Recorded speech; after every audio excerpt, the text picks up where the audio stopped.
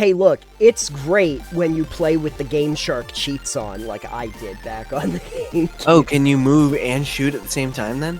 No, but you're invincible, so you don't care as much. Oh, okay. 3 whole piercing damage. Worth it. Worth it. Maybe each one has like a warlord at the top of it, Yeah. and defeating them gets you something special. Oh god, you know what I think we just made? Pokemon. It's a gym battle. No. It's just It's all like, gym yes.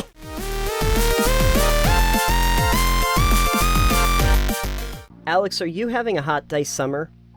A hot dice summer? Not quite. It's been a little chilly, so I'm having a slightly chilled out dice summer. Oh, okay. Needs to be more D&D in it. Yeah, absolutely. You gotta roll yourself a natural 35 Fahrenheit. 35? Yeah. You know, that's what you use the D100 for, temperature. That would work. Anyway, hey everybody, welcome to Total Pebble Knockdown. I'm Nathan. And I am Alex.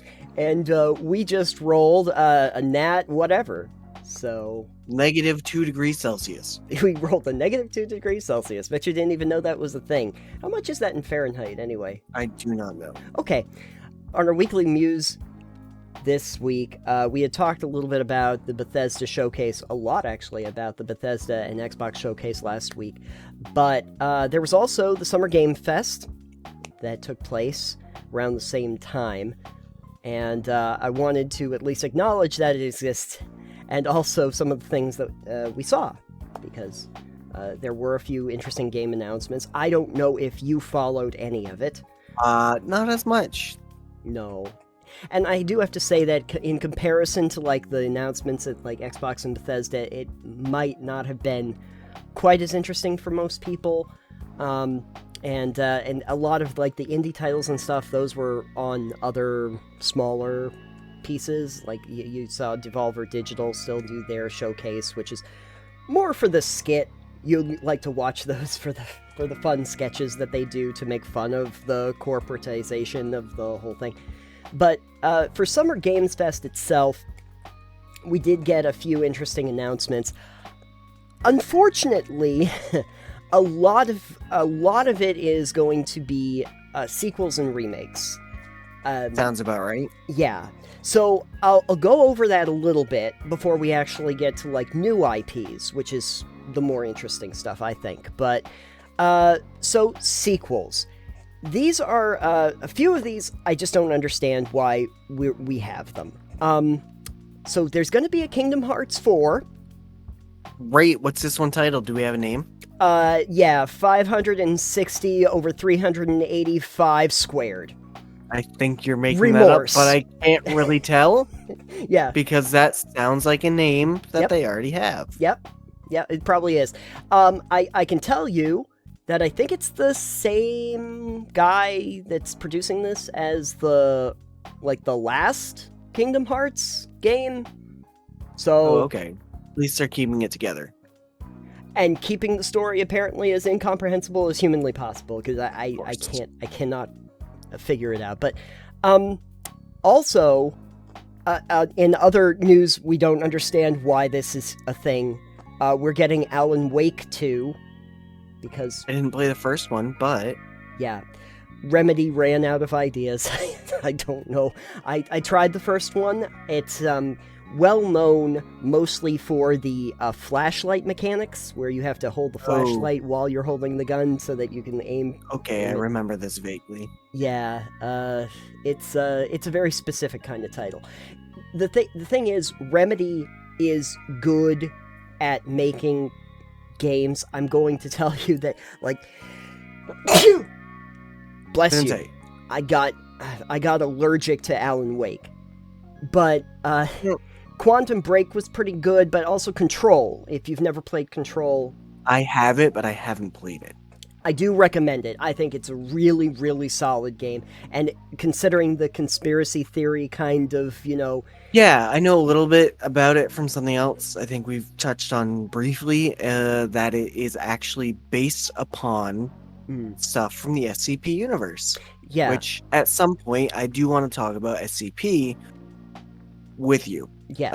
But I want someone else on the show for that, so I'll try and find somebody who's more into Sure. it. Yeah, there's a lot of interesting stuff there, and kind of like the underground foundation stuff that's going on. But Alan Wake is a hard sell for a lot of people. More happy though, yay, that there's going to be, Alex, I don't know how happy I can tell you I am. There's going to be a Goat Simulator 3. Oh, I heard about that too. I was like, I didn't realize there was a second one. I don't even know if there was. Maybe they just went to 3. Straight to plaid. Straight to plaid. It's 4-player co-op goat action. You can 4-player co-op goat action.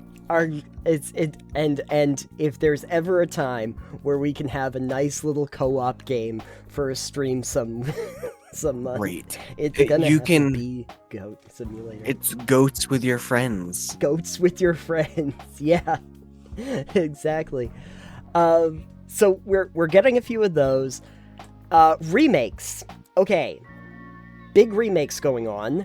Last of Us is getting a PS5 remake, although... I heard about that. Yeah.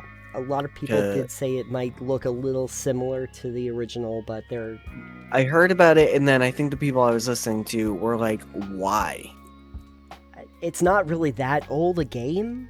Yeah. I don't know. I maybe they just didn't want to keep going after like Last of Us 2 if they didn't know what to do with the storyline past that. They were thinking to themselves, well, maybe we'll just go back and upscale a little bit. I guess there is some changes that are going to be made, but it's very I can't really tell what that's going to be.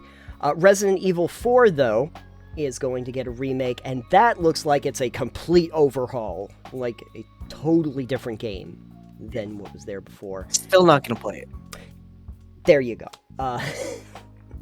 Hey, look, it's great when you play with the Game Shark cheats on, like I did back on the GameCube. Oh, can you move and shoot at the same time then? No, but you're invincible, so you don't care as much. Oh, okay. Yeah. Actually, I think in the new one, you're going to be able to do that. Oh, great. It's going to be in third person, though, still, instead of first. Great. Some people weren't really sold on that with, like, 7. I don't know. I don't play Resident Evil. Fair enough. But, on the other hand, there's going to be a whole lot more Final Fantasy VIIs. So... When you say a whole lot more Final Fantasy VIIs, what do you mean? Well, you remember that they had that Final Fantasy VII remake that they made? Yeah, vaguely, yes. Okay, were you aware that that was only, like, part 1 of a lot of them? Oh, yeah. I didn't realize they hadn't gone and done more of it yet. Oh, well, they are now. So, but what they essentially did was they took the original Final Fantasy VII game and split it into, like, the discs, I assume? Kinda, but they also changed up a lot of stuff.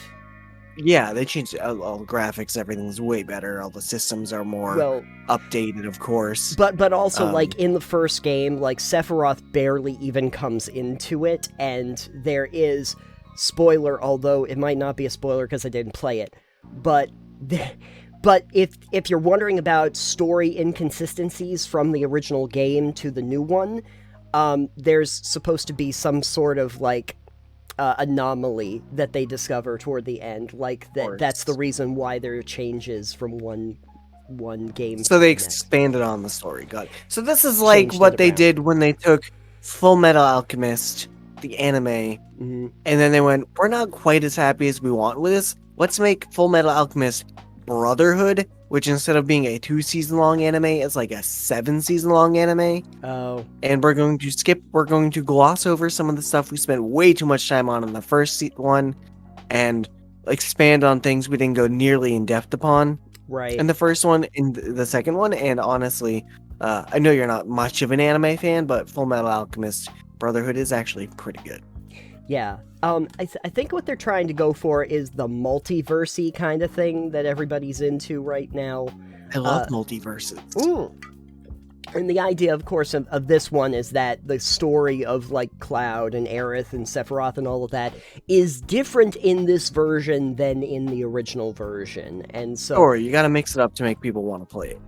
You gotta surprise them. Yeah. But at the end of the day, yes, in terms of the overall story, it's about like a third of the actual storyline of 7. That's the remake part. So obviously they have to make others past that so that they can get the whole thing there. Right. In one way or another. So there's that. There is also, though, the one I'm actually interested in, Knights of the Old Republic. They're remaking it. They are actually doing the remake. So. That does sound interesting. I'd like to see how that plays out in a newer generation environment of gaming. It was such a great RPG, and I think that it would really benefit from modern technology and updates to the user interface. Yeah, absolutely. Who's making that remake? Is it Obsidian? I don't think it's Obsidian. No, because Obsidian's not working for that anymore. I don't actually know who's going to be in charge of that, although, hold please, I actually do want to look at that. Because for some reason, I thought that it was someone that I'm familiar with, and it gave me pause. I want to hear that suddenly we're doing a Soul Reaver and Legacy of Kain remake and revival and remaster. I would love that if we're doing remakes and everything. This is actually something that I think was originally announced in September. They were just giving more information on it right now. But what I can tell you is that the KOTOR remake is in development by a whole bunch of people, actually. Aspyr Media, Lucasfilm Games, and Sony Interactive. That's a lot of people.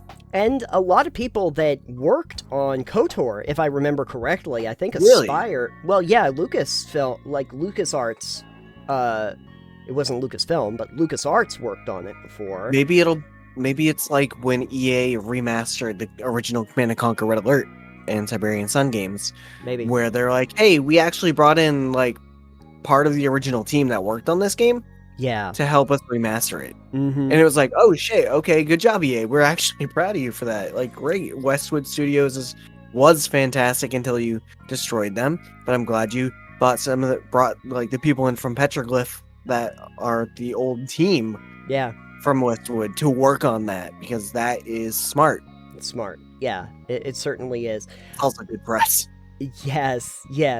And they also did mention, this is kind of nice, that KOTOR, the remake, would be an action RPG instead of like the D&D inspired combat that the original one had. It's more the turn-based.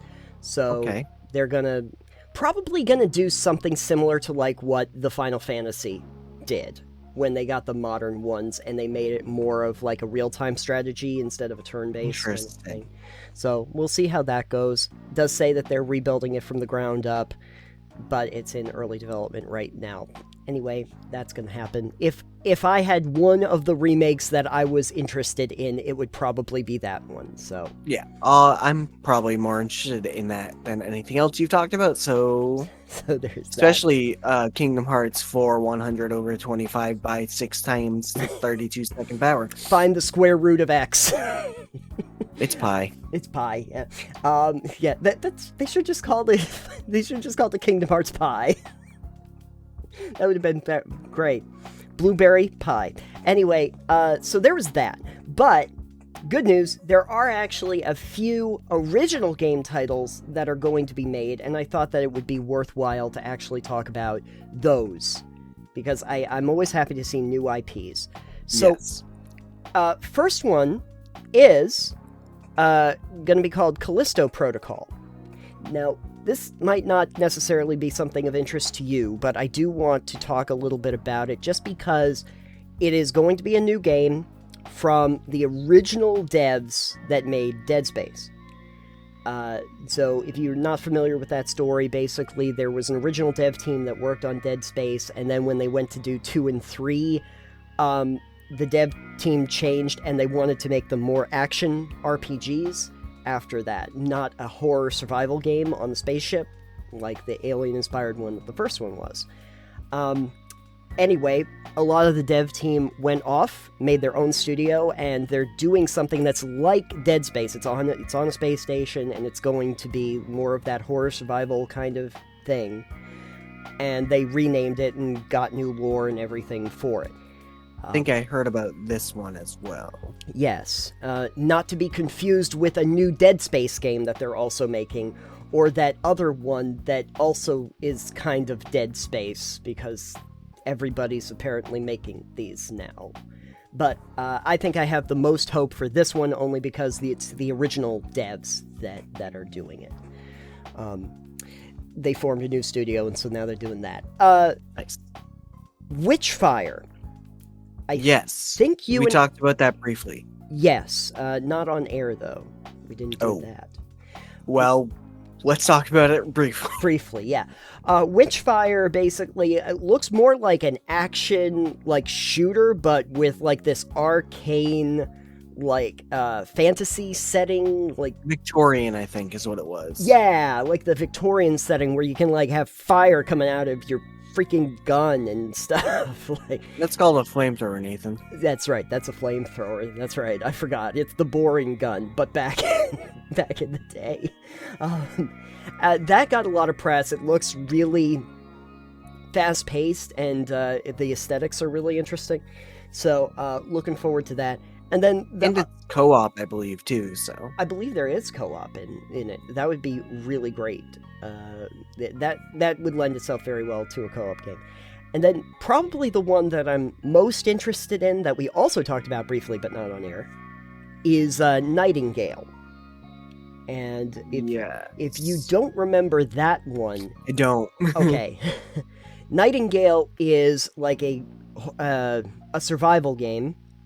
It's got survival aspects, but it's set in more of a fantasy setting where there are, like, trolls and monsters that are coming through these portal gates into the world in more of, like, a medieval setting. And so you're still trying to build bases and do all of those crafting things, but also dealing with giant monsters that are coming at you. That's what I like to do. I'd like to do it too. Oh, Nightingale's the one I was thinking of. That one's Victorian. Yeah, Witchfire also has that kind of thing going on too, though. If you look at the difference between the two. Different kinds of games, similar kind of setting. Witchfire being a lot more like an actual shooter, and Nightingale being more of a crafting survival kind of game.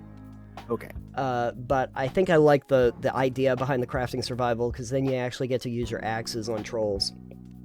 Perfect. You can chop down the trolls, and then you can use them as firewood. You can use... Because they're vulnerable to fire. And it keeps them from regenerating. Exactly. So there's that.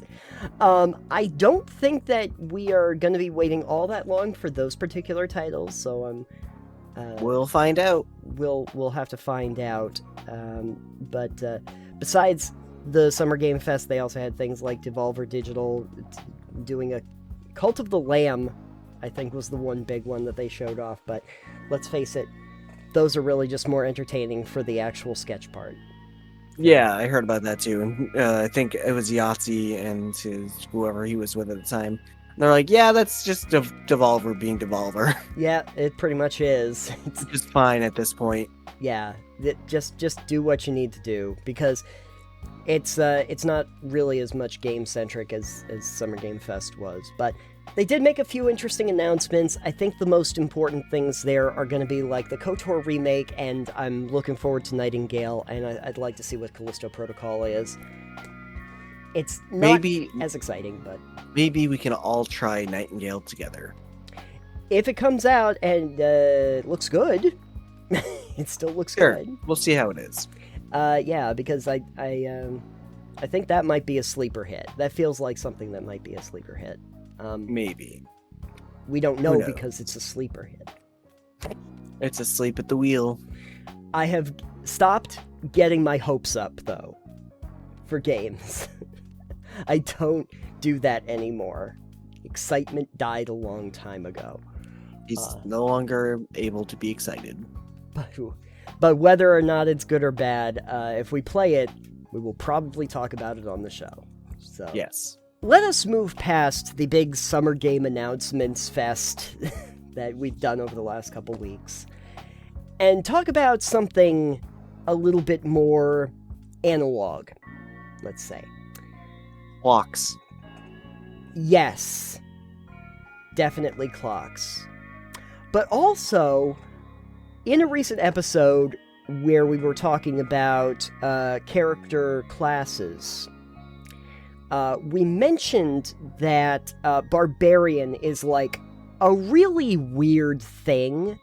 Well, I think you mentioned it. I made a comment that, well... I'm looping you in because I don't want to be alone on this. But I had mentioned, fine, I'll own it, that it's really weird to, like, say, you know, when I grow up, like, I can understand people are like, hey, I want to become a wizard. I want to become, a paladin or something. But I want to become a barbarian.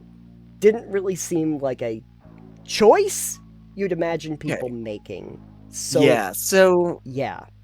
Barbarian's an interesting one compared to, like, a fighter or cleric or, some of those can be professions. Sure. Like, if you are a cleric, you are a church, clergyman, essentially, or a divine prophet, or, holy warrior is more of the paladin thing. Sure. But, like, a ranger can be, like, a profession. Fighter, you can be like, all right, yeah, I'm a fighter. I'm also, like, part of the militia. That's kind of a profession. And wizard is scholarly, a lot of these things you can see as, like, partial, like, professions. But barbarian is a little weird because it's like, okay, well, barbarian is more of a lifestyle. Okay. If you want to think of it that way, typically when you think of the connotations of a barbarian in D&D, it is you are part of a tribe of nomads and similar stuff, or a camp of more like outskirts of town, but you're more of a tribe, and barbarian is just like your culture, if you will. Like, it seems more that way. I know it's not, like, something that it depicts specifically in the book necessarily for D&D, but a barbarian typically is, like, your culture is of these, like, lightly armored, close to nature warriors who whip into a frenzy to deal damage and to kill things, all that stuff. Fun. So, you were saying that barbarian, what were you saying about it? Well, that it just doesn't seem like the kind of thing that, like, a character that you'd play just suddenly up and says, well, I guess this is my profession now.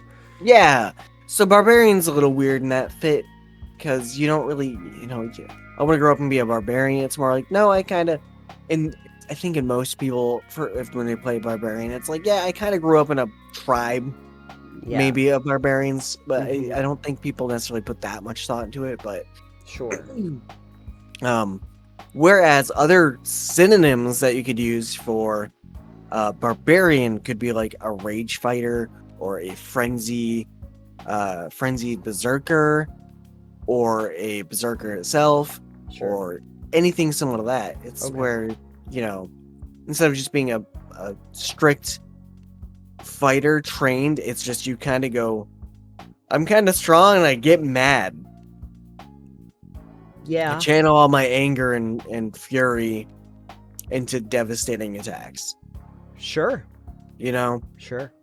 So it's one of those weird spaces because, yeah, you've got your fighter and they are disciplined, and the barbarian tends to not be a disciplined fighter. They're not trained in as many weapons, they're not trained in as much armor. They generally eschew the heavier armors in favor of just raw toughness. Sure. So it's one of those things where I think, for instance, barbarian can be interesting if you've got someone mad, angry, somebody who just kind of goes off the handle. Maybe you don't want to be just a normal fighter. Maybe you're like, yeah, maybe I've just got an anger issue, so I'm going to take a couple levels on barbarian for rage. For instance, my character, Hephaestus, was a druid, but he also had he was also a were-tiger, and he was kind of had animal instincts some of the time. Sure. So it would have been in my character's flavor to have dipped into barbarian for rage, because it would make sense with, okay, well, he's kind of animalistic and kind of gets a little uncivilized sometimes. So putting him into barbarian would definitely add that touch of, okay, well, he's just kind of wild now. You know, that kind of thing can add flavor to it as a class. What, since I never really, like, did a lot of research into Barbarian, because frankly, it's probably the class I was least likely to ever play, what does Rage actually do?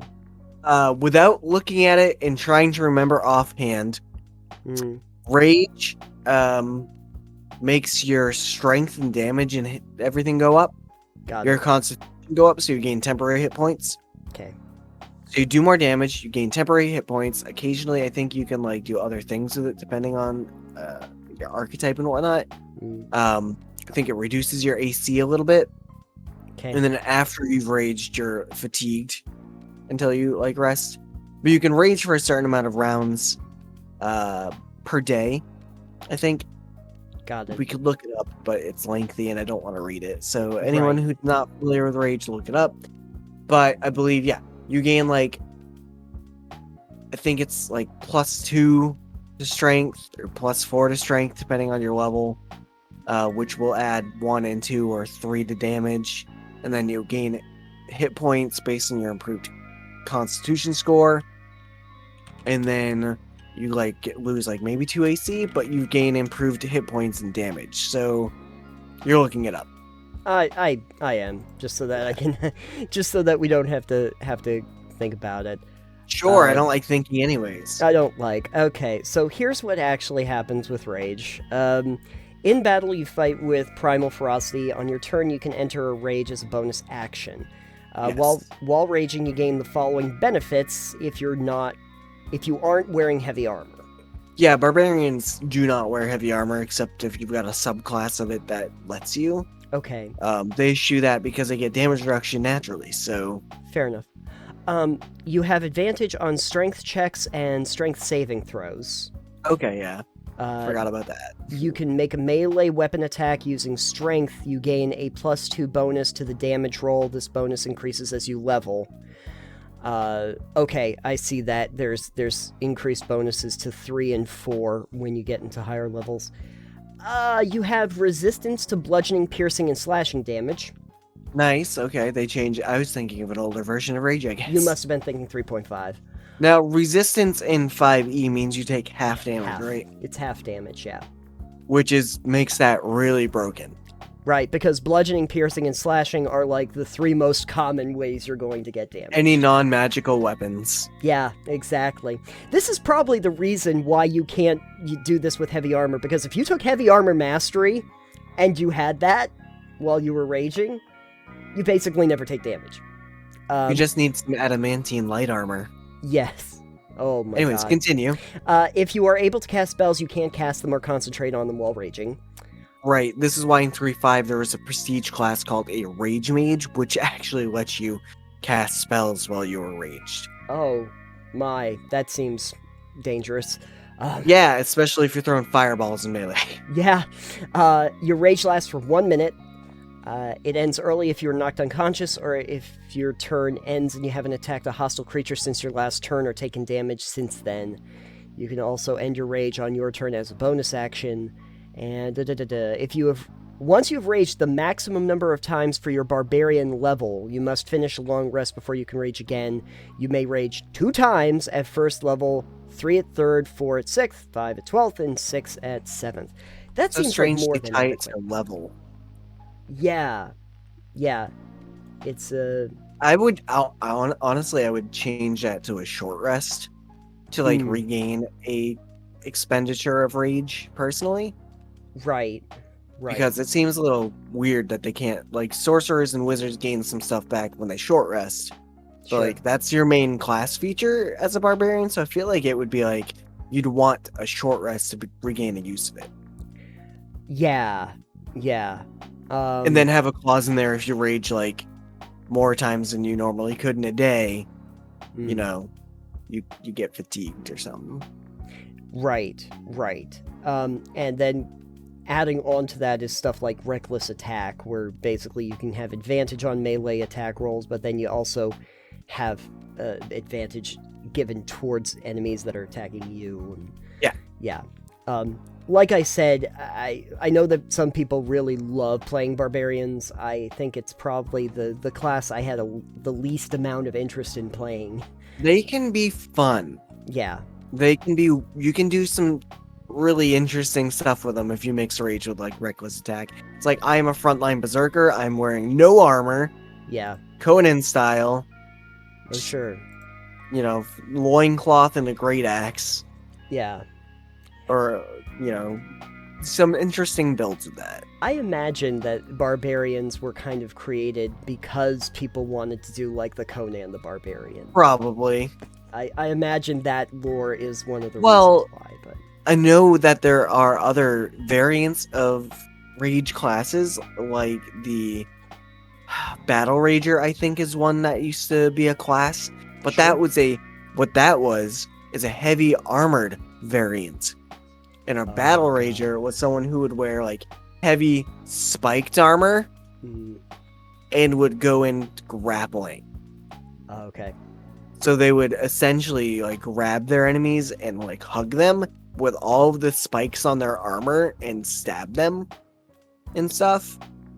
It's like, I'm just gonna go in and grapple you and throw you down and tackle you and like wrestle you while I'm wearing stuff that will hurt you a lot. That's like a huggable spike growth. Yeah. Sort of It's like that. if you it's like if you use a spike shield, for instance. Yeah. You know, that's a weapon. It's not just a shield. Mm-hmm. Absolutely. So there's that, and at third level on those, obviously you get the class. So when we're talking about the paths, are we thinking that the reason is because of like the clan, the society that you came from is the reason why you pick different paths? Like from a potentially, I mean, I think it's closer tied to like a Native American tribe type deal, where you'd have the totems and whatnot. Granted, I'm not sure if it's just like Native American or just in general tribal. But sure. I know for the you can be the path of the totem warrior, I think is one of them. Yeah. And you pick a different aspect each time you gain something from that. I don't remember what the other one is though, or is it all totem path in the base? What? There's a. Oh my god, you're gonna make me look up stuff. Barbarian. Yeah, you're already there. I'm already there. Okay, fine. I'll just tell you what the barbarian class is. Subclasses. Alright, subclass list. Alright, an easy guide to paths. Thank you so much, Roleplayers Respite. Okay, let's see if I can tell you what we've got. So we've got a Path of the Berserker, Totem Warrior, Battle Rager, Ancestral Guardian, Storm Herald, Zealot, and I think that's it. I think that those are the only... There might be more, but this is all they had as of 2020, this article. I'm sure there's more now. But I know the Ancestral Guardian is more of like, has some spell abilities that... Sure. I mean, they've done a lot of that with their stuff, so... Yeah. And then the Totem Warrior, yeah, takes on aspects of animals to improve combat prowess. So if you really want to do that. Yeah, there's definitely some fun ones in there. Yeah. I'm curious what the Battle Rager is now. Oh, well, I mean, I can tell you that. Yes, please. The only barbarian path that came out of Sword Coast Adventures Guide, they say this is weird, but they get access to a special type of medium armor, which is spiked armor. Yes. That armor fuels a lot of the class features. So in medium armor, which means that you get the benefits of rage, and you still add the +2 to your armor class. But you don't need to prioritize dex.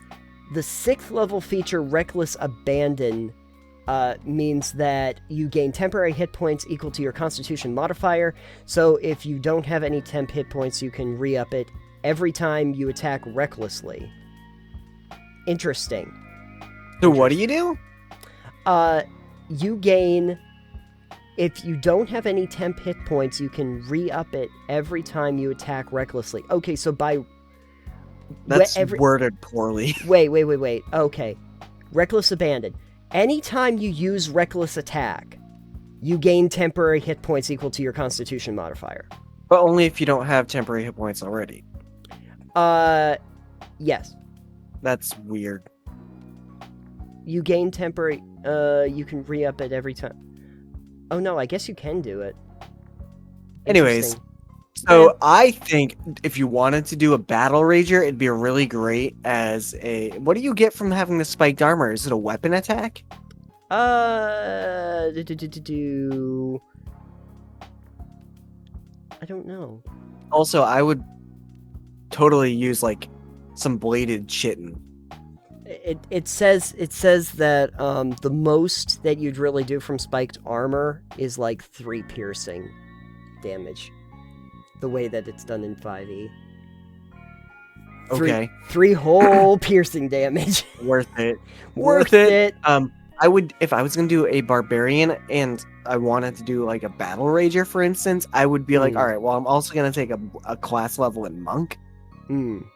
And then you get the flurry of blows, and you get unarmed damage. That's way better.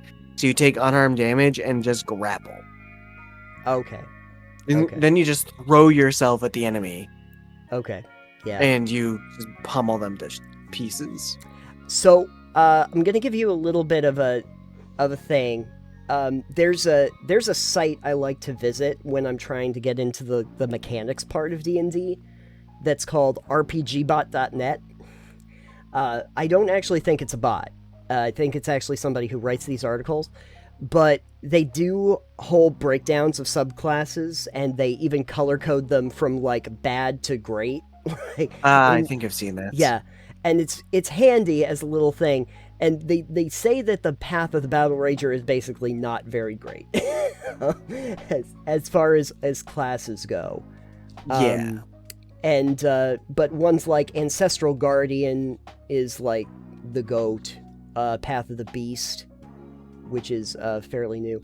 Berserker, not good, apparently. Path of the Berserker, it's iconic.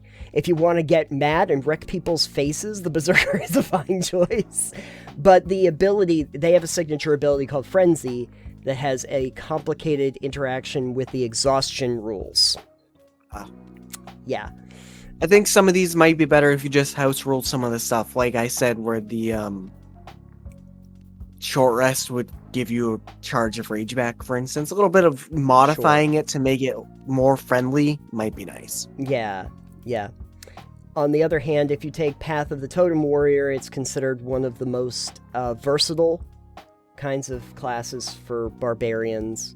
And if you take the bear as your totem spirit, it says, you are basically an unstoppable pile of damage resistance and hit points.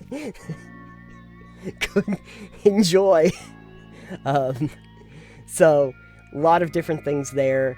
And also Path of Wild Magic, which is a little bit like Wild Magic Sorcerer. You get spell-like abilities and stuff? You get some spell-like abilities, yeah. It comes with a wild magic table. Nice. Those are interesting and fun. Wild magic is one of those areas that are hit or miss sometimes, obviously. You roll on a table, like, to figure out what the effects are. Yeah. Speaking of wild magic, when you first joined our D&D game and you were in Nomengard, it's a wild magic area. Oh, great. And as you were casting spells, I was rolling on the table to see if anything would happen. Nothing happened, which is why you didn't know it was a wild magic area. Yeah. But I was rolling on the table to see if anything would happen. Oh God, that's good to know. And considering I'm like the only spellcaster around. Yeah. Pretty much.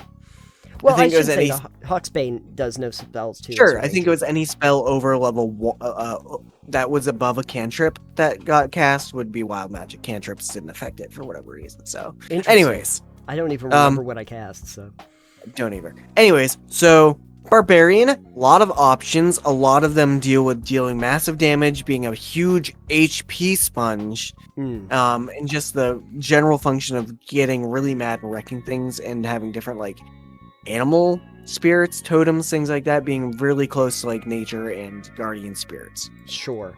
Okay. So I think if you think of Barbarian as more of a way of life than a profession, okay, I think it fits more than with what you're thinking of generally as classes.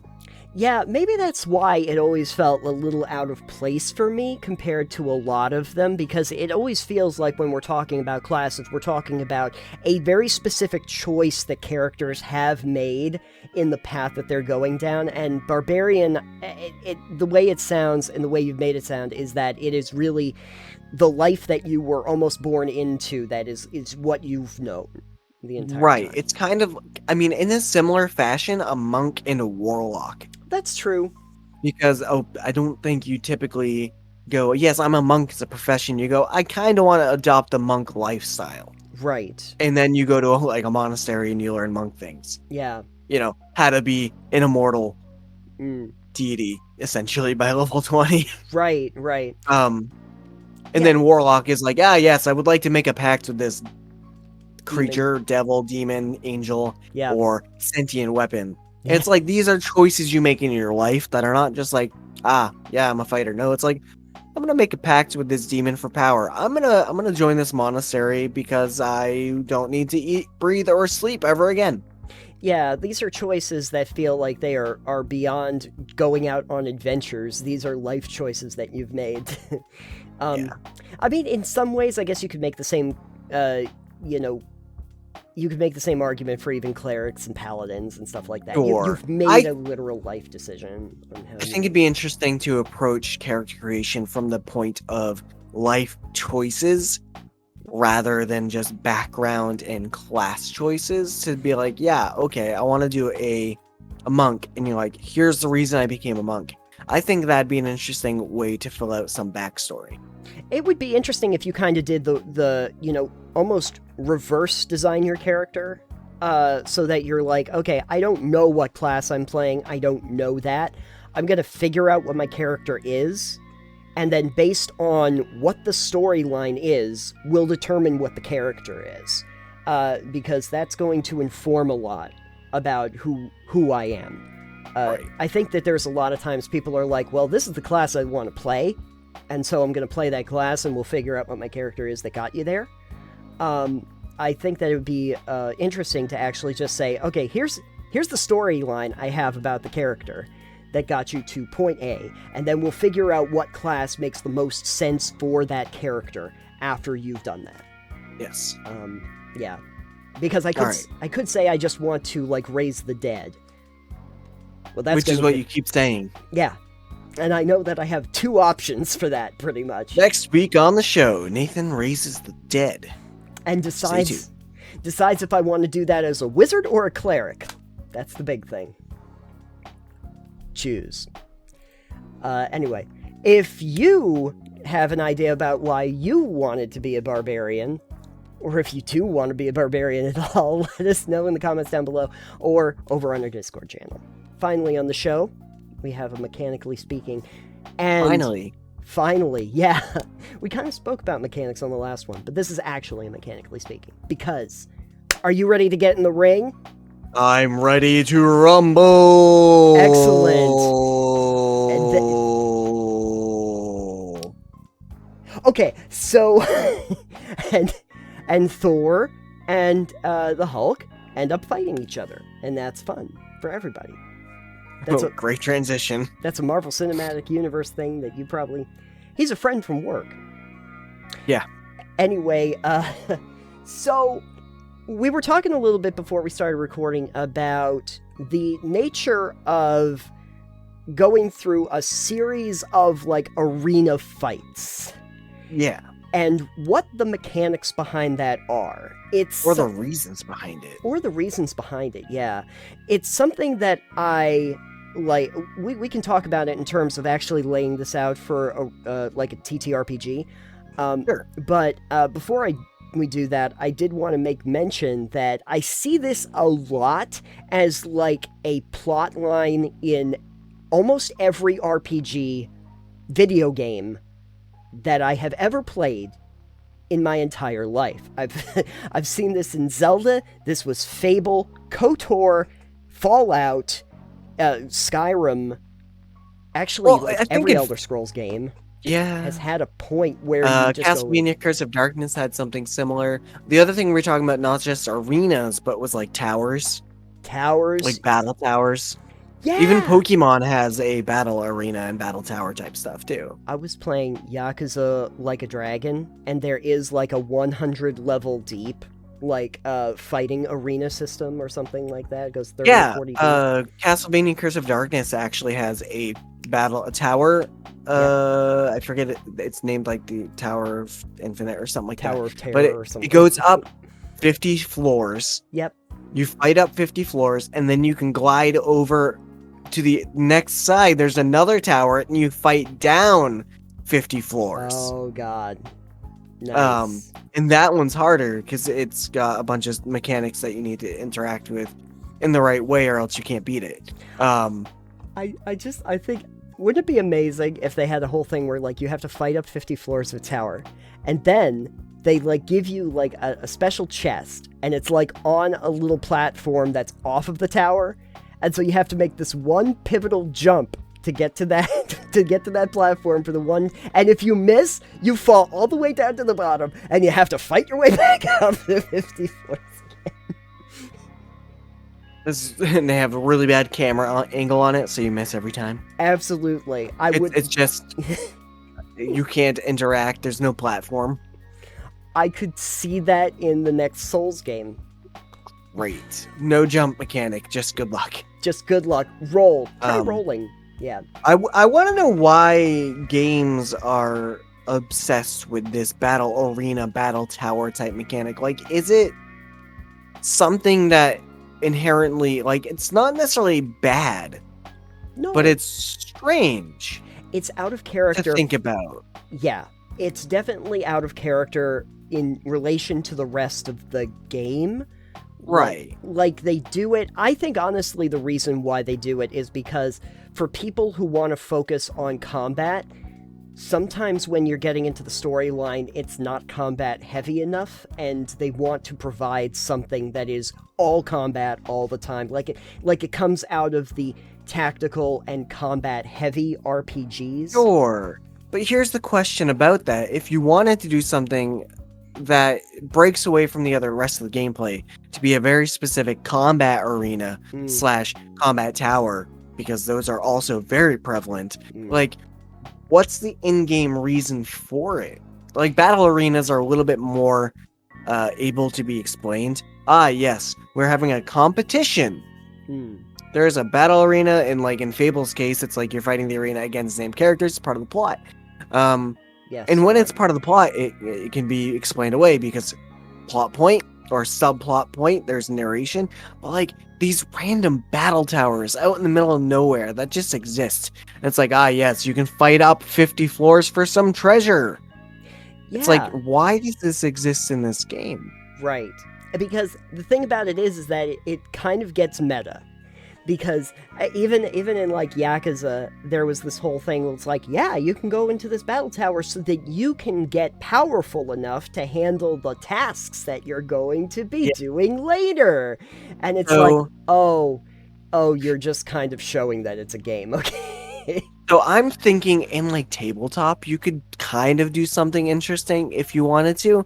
Or let's say we're running a D&D game as an example, and we decide, yeah, we're just going to have, like, a bunch of battle towers scattered throughout the world. Yeah.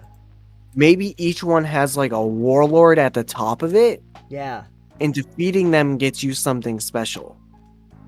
Oh, God, you know what I think we just made? Pokemon. It's a gym battle. No. It's like, yes.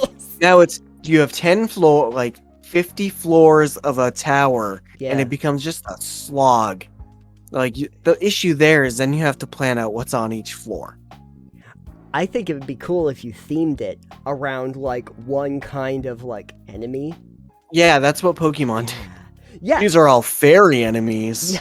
Yeah, no, it's like, and then, like, if you had, like, undead, and you had a tower of the undead, and then It at just the gets end, more powerful. and then it's a lich. the boss at the end is a lich, yeah. It's just Vecna. You just have to fight Great. Vecna at the end. That's gonna suck. Great. But I mean, It's gonna suck. I feel like you could do something like this in D&D and get away with it. Like, mage towers exist. Yeah. But they're not usually, I don't think they're usually battle towers. Yeah. But, like, I just think it'd be really interesting to be like, all right, there are these 10 towers scattered across the world. And if you find them, it's kind of like Breath of the Wild at that point. You can activate the tower and you can, like, fight the warlord or whatever at the top. You have to defeat all the enemies or trick them and whatever. Defeat the tower, get special item. Maybe you collect all the special items and then you get, like, a chest. Yeah. You become a god. Who knows? But, like, you could tie it into a D&D type campaign. Oh, sure. It would be interesting, though. But, again, you have to then plan out all the towers and be like, all right, this one's got goblinoids. And then it's like, by the time you hit the top of it, it's got, like, 3 ogre warlords. Something like that you've got to defeat. And it's like, can you rest in the tower? What happens? Can you sleep in it? Do you get, like... Are there any rest floors? Sir, yeah. So here's something that I'm realizing is you might remember once upon a time I ran a game. Once upon a day. And only the once I ran that game. Never again. Never again. The first quest line that I was taking them on was where there were these 2 identical towers that they could climb up. They could go either on the left side or the right side. And I did lay them out, and I had mapped it out, that there were 10 floors on each one, and then basements, levels that were below it.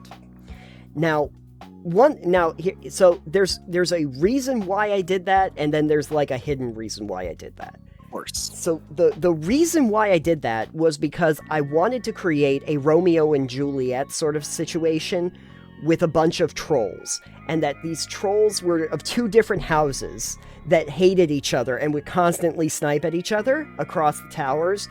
And and a prince and a princess essentially were at the top being held by the opposite family captive, and you had to figure out how to free them and, reunite them and show that love conquers all. And the trolls were literally like internet trolls.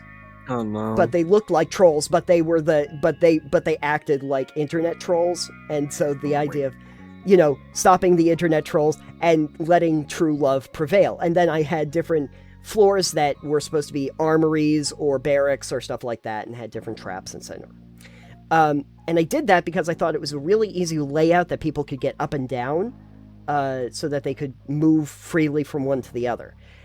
Now, the hidden reason why I did that was because, frankly, I didn't really know how I wanted to structure the overall campaign and where I wanted to go with the characters. So I figured that if I started with something pretty basic like this, where they had, these 2 essentially large dungeons to go up and down through with different challenges, it would give me a lot of time to figure out how they function mechanically, what they do in combat, who their characters are, and it would give me plenty of time to figure out what the next thing that would be more focused would be. So, yeah, that was my hidden agenda behind the whole thing, was to build their characters out by using those towers.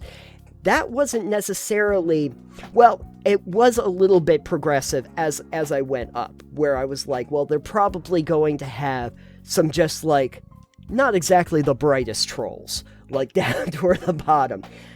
As we get higher, though, there are traps. There are obviously, like, barricades where the trolls had taken over these towers and had made, like, fortifications. When you get up toward the armory, now they've got armor on, they've got weaponry, and as they go up and up and up.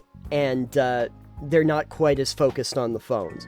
That, I should have mentioned that. The story beat here of being the fantasy world where things from other worlds keep coming in. The whole idea was that there were literally these 2 families that lived in these towers and hated each other, but then a bunch of cell phones came down from the sky, and they got so focused on looking at their phones and trying to snipe at each other online that the trolls could easily move in, take over the place, but then they found the phones. And so when you get in there, all they've done is they've raised their entire culture up around what they've done on social media. Great. And the trolls took over, but yeah. You ever think you get a little too meta with your ideas? Rift Hunter was literally meta the game, so... Yeah. that turned out really well, right? Yeah, it meta got destroyed. So... But anyway, so funnily enough, my very first quest line ended up being around towers that you had to battle up through. See? Prevalence. Now. Yeah. What are we going to do with this information? What are we going to do with that information? Well, I think it informs one of the reasons why developers might do it, because it actually provides a baseline for your characters. You know, how they function in combat, what they do, especially if it's combat focused. Sure, I mean, fighting a battle tower in a video game, though, you're already probably familiar with your character and how they function, and the developers already know it because it's been coded in. That's true. That's true. They don't need to get familiar with your characters. Yeah, it's just... Then it's just a proving ground. Okay, so we've got a proving ground kind of thing, becoming the champion of the arena. Do you think it has something to do with the fact that we have a little bit of a little bit of a societal interest in like the Colosseum kind of style gladiator fighting that got big like back in the day? I don't know. I don't think that fits. Russell Crowe just made us all want to battle in arenas. Maybe. I'm just thinking that if you're playing like a lot of fantasy games, there might be an aspect where you're like, remember like the Roman Colosseums and the battles that they did? Wouldn't it be cool if there was a thing? Those were fighting animals. Yeah. A lot. Well, they fought each other, but they didn't like fight to the death very often. No, and when they didn't fight each other, they were fighting like bears and lions and tigers and stuff. Yeah. Yeah, there was something I was listening to not that long ago. It's like, yeah, not that long ago, like, throwing, like, animals in a ring to kill each other was a form of entertainment. Very recently. Yeah, within the last couple hundred years. And it was like, well, actually, even now. Well, now it's frowned upon heavily, but... It is. Back then it was, like, accepted. Yes. As just a form of entertainment. And they were talking about how, like, you know how people say that, like, Shakespeare's plays are rather bloody? I guess. I don't know. I'm not really a Shakespeare fan or know much about it. But apparently his plays are rather, like, bloody and violent and stuff. And it's like, yeah, because he had to compete with, like, bear arenas. Yeah. Where they actually just would be like, yeah, we're just going to put a bear in here and, like, have it, you know, fight to the death versus whatever. Or they'd like, I guess one of them was like throw wild dogs in there and have it with like a lion or things like that. Yeah. Or monkeys, and just have animals tear each other apart for entertainment. Yeah. And it was like, okay, wow. Yeah. The past was the worst. People had too much time on their hands, I guess. I thought that they were busy trying to like survive without like indoor plumbing and stuff. But then apparently the way to get around that is by having animals murder each other for your entertainment. All of us, see, this is why the Romans should have never invented the aqueducts. They spent too much, they got too civilized, and then all of a sudden they were like, well, now we're bored. Now we have to find new entertainment. We don't. How are they bored? They line the aqueducts with lead. Oh, that just hardens your bloodstream, right? Isn't that how that works? It's how they sweeten their wine too. Ah, yes. Delicious. Where the wine tastes like lead. So fortified. That's why it's red. Anyway, red. Yes, yeah. That's why it's red. But in terms of like actually doing it in a role-playing game, there is the opportunity to say that if you're doing arena fights, it actually does have something to do with the storyline, which they usually try to integrate into The video games, when I've seen it before, I know that, like, in KOTOR, if you actually beat the guy that's at the head, there's actually rewards associated with it. You gain access in a way that you didn't have options before. And there were whole quest lines in, like, Fallout New Vegas when you went to the fighting pit, the blood pit or whatever, and Skyrim too. And in Fable, like you had mentioned, it actually is a crucial part of the game because it's the way that you meet Jack. You have to access Jack through that and make a critical choice about Whisper. But if you're just providing the the Tower of Terror, where you just go down through it, is it mostly just so that you can get experience? Probably experience or loot. Experience or loot. It's the loot tower. Yeah, the loot tower. It's like the loot cave, but full of monsters. Full of monsters. Is this something that we should actually try to put into an RPG? Do you think we could mindscape that? I don't really think it's worth it unless you have a specific vision in mind for that specific thing being a focal point. I don't think it's worth just throwing them in randomly. You'd have to have something that really codified it for, like, the reason why you're doing it. Like, towers can exist in a world, especially a fantasy setting. I understand that. Or even in, like, a wartime setting, because you'd have spires, you'd have, like, forts and stuff like that, where you'd have spiraling towers. But I'd want an actual motivation to go up there and not just, here's more enemies to kill. Yeah, I mean, in the case of a fort, I wouldn't fight my way to the top of an enemy tower. No. I would surround the base with explosives and detonate the entire tower and then clean up the mess afterwards. Or you do like, why fight all the enemies there? Just blow the tower up. Unless they're sniping at you with, like, shotguns or something at the top. Or bows or something at the top. You know? I have a spell called Mold Earth. Oh, yeah, that will do it. And this stone tower is technically stone, and I can take stone to, like, turn stone to mud. Oh, yeah. So, yeah. Or, even if you wanted to, you just keep moving the earth out from underneath the tower and just keep sinking the tower down. Perfect, yeah, there's so many ways. Through the top. In a fantasy setting like D&D, there are so many ways to overcome a tower. I think it would actually be funny if you put a tower in just for the purpose of, like, seeing how they deal with it. Oh my god. Yeah, just have no staircase or way to get into the tower at the base. You have to figure out how to there's a way to get in. The door is locked. The door is locked, so you can use knock to open it if you wanted to. Yeah. So you're, like, at the top of this tower. Yeah. You have a sign, like, at the top of this tower is a treasure unimaginable. If you can fight your way to the top, Yeah. You earn the prize. And it's like, the first trial is getting in the door, but, like, there's no actual door, maybe?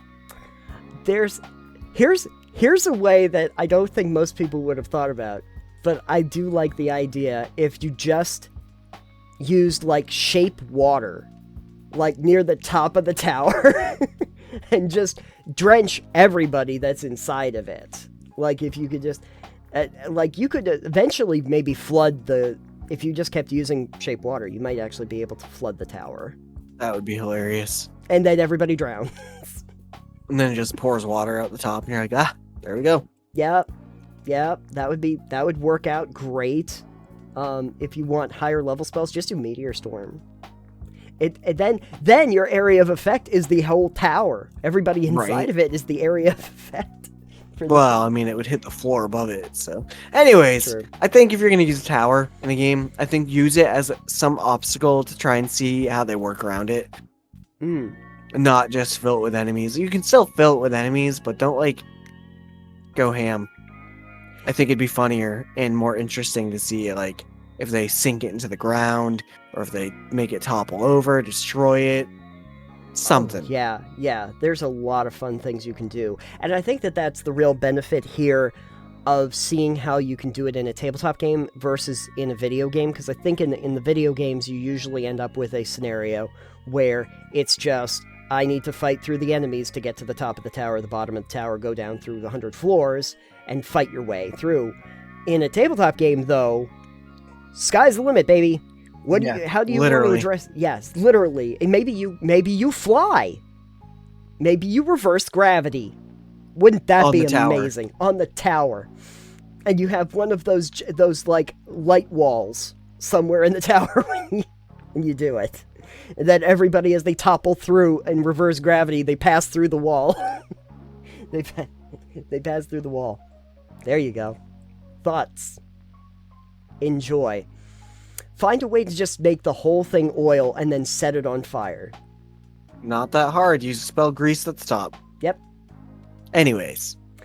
There's a lot of ways that you can deal with that without having to deal with, just the battle arena style. If you're going to do the arena part, though, I would suggest that there's actually a storyline around while you're fighting in the arena. It'd be good for your characters. It's for money.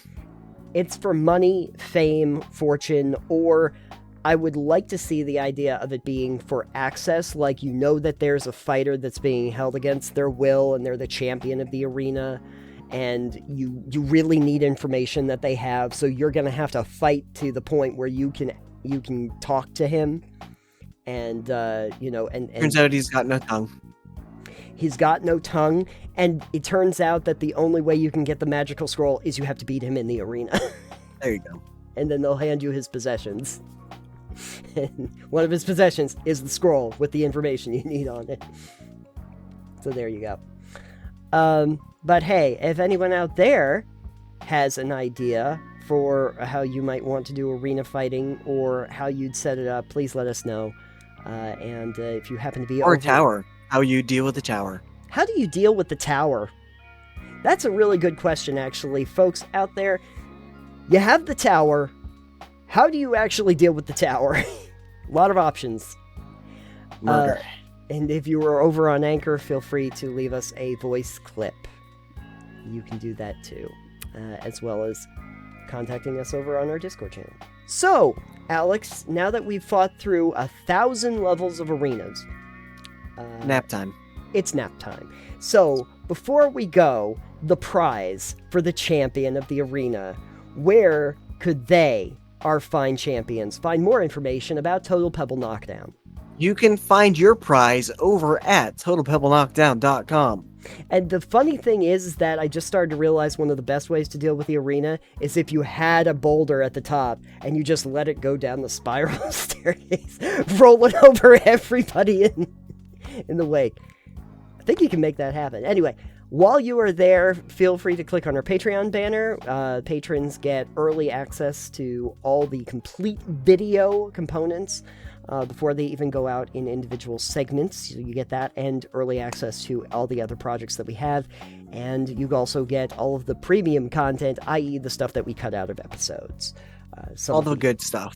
Yeah, the between the scenes of the show. When you are also over there, you can find some of the other projects that we do. Right now, you can find the first entry from Creatures, The Winter Wolf, which is a speed drawing piece that looks great. You should definitely check that out. And you can also find us on social media. I am at Titanium. I am at EXP Limited, and the show is over at Pebble Knockdown.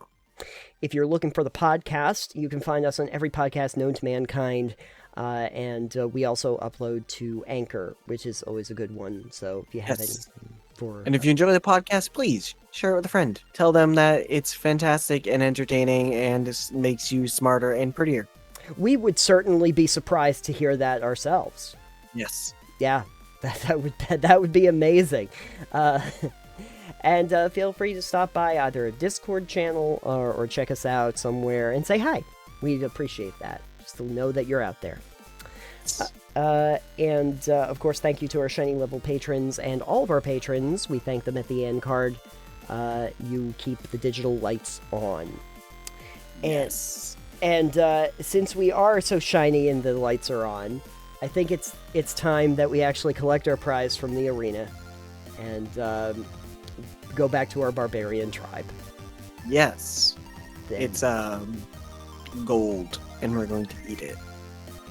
If you eat enough gold, does that make you a gold mine? And it makes you heavy.